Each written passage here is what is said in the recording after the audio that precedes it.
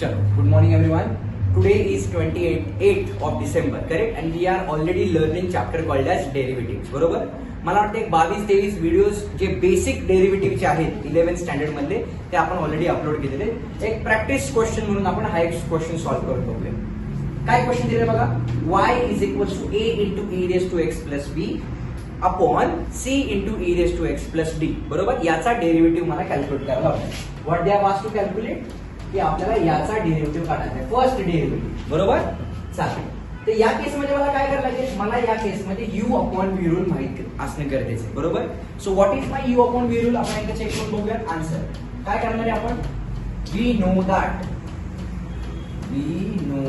काय रूल आहे आपला u upon v, it is derivative of u upon v is equal to काय असतो, v into derivative of u minus u into derivative of v whole upon v square. बरोबर, याच्यामध्ये जो numerator असतो त्याला आपण u कन्सिडर करतो आणि जो डिनॉमिनेटर असतो आपण त्याला v कन्सिडर करतो, म्हणून आपण u अपॉन v रूल आपण डिप्लॉय करणार. राईट, मग या पर्टिक्युलर फॉर्म्युल्यामध्ये फक्त या व्हॅल्यूज u आणि v च्या व्हॅल्यूज काय त्या मी सबस्टिट्यूट करणार. बरोबर, मग मला काय मिळते चेक करा, देअरफॉर dy अपॉन dx. बरोबर, आपण या क्वेश्चनला काय करणार, देअरफॉर असं लिहायचं काय रे, differentiating with respect to x. बरोबर, म्हणजे याचा आन्सर काय मिळेल, dy upon dx is equal to सगळ्यात पहिला काय मिळते मला v. So what is my v, it is c into e raise to x plus d into derivative of काय रे, डेरिव्हेटिव्ह ऑफ u काय माझा, yes it is a into e raise to x plus b minus आता काय पुन्हा u म्हणजे काय check करा, it is a into e raise to x plus b into derivative of denominator म्हणजे किती, c into e raise to x plus d whole upon v square. v square म्हणजे कुणाचा, डिनॉमिनेटरचा स्क्वेअर, जो किती सांगा बरं, it is c into e raise to x plus d चा होल स्क्वेअर. बरोबर इथपर्यंत.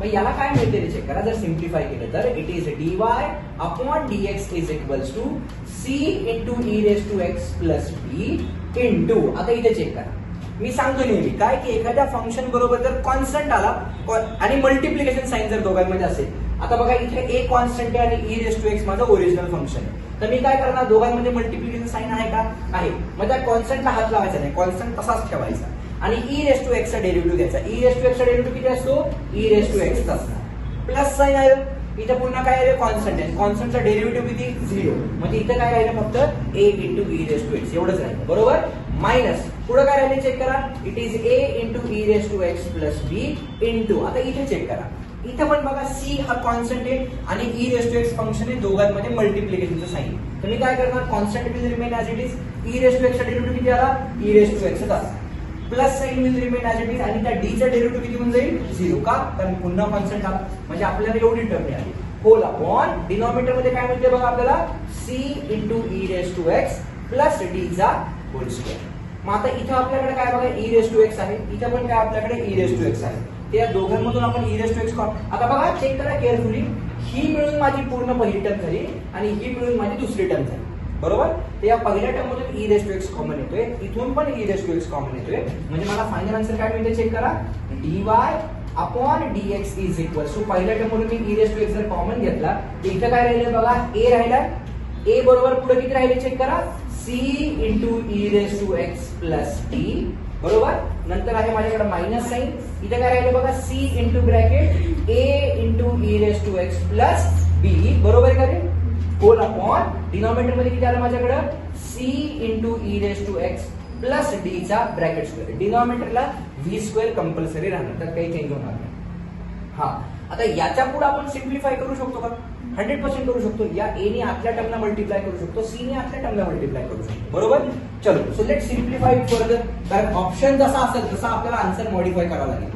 ऑप्शन नेहमी सिम्पलेस्ट फॉर्म मध्ये असणार. चला सिम्प्लिफाय करूया, काय मिळेल, therefore dy upon dx is equals to e raise to x common घेतला तसाच राहिला. बरोबर, आता इथे चेक करा, या a ने आतमध्ये मल्टिप्लाय करा, किती आलं, ac e raise to x. बरोबर, आपण लिहून घेऊया, it is ac e raise to x plus, आता काय केलं, या a ने या d ला मल्टिप्लाय केलं, किती आलं रे सांगा, ते किती आलं ते, it is ad minus sign, म्हणून मी काय केलं, ब्रॅकेट टाकलं.